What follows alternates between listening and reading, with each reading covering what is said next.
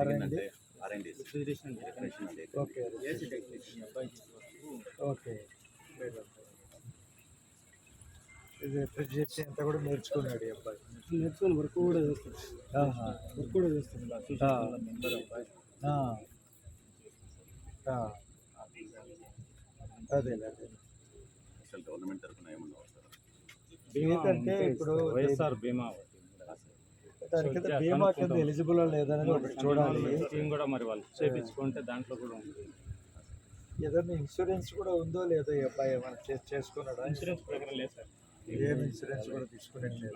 LIC కానీ ఈ bank ఏమైనా అకౌంట్ ఉంటే చూడండి, అవి దాంట్లో కూడా ఇన్సూరెన్స్ కట్ చేస్తాం.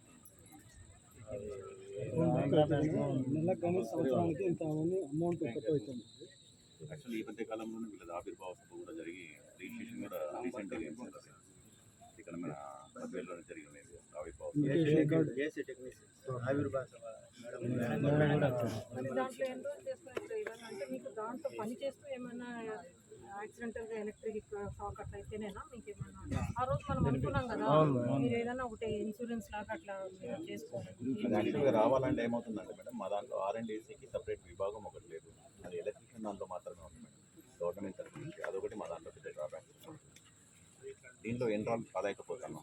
దానికోసం ఆ రోజు కూడా రిప్రజెంటేషన్ ఒకటి ఇచ్చింది. దానికోసం మాది కూడా R&Dలో ఉంటే మెంబర్షిప్ ఉన్నదంటే గవర్నమెంట్ నుంచి మాకు కూడా ఇన్సూరెన్స్ ఏదైనా వచ్చేదానికి ఛాన్స్ ఉంది.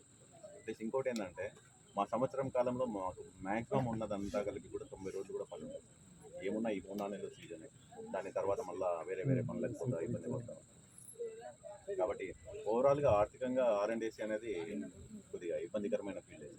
ఎందుకంటే గవర్నమెంట్లో ఏ డిపార్ట్మెంటో మీరు కన్సర్న్ మంత్రి గారికి కానీ ఏదైనా రిప్రజెంట్ చేయండి. యాక్చువల్ లోకల్ గవర్నమెంట్ R&D దాంట్లో లేదు.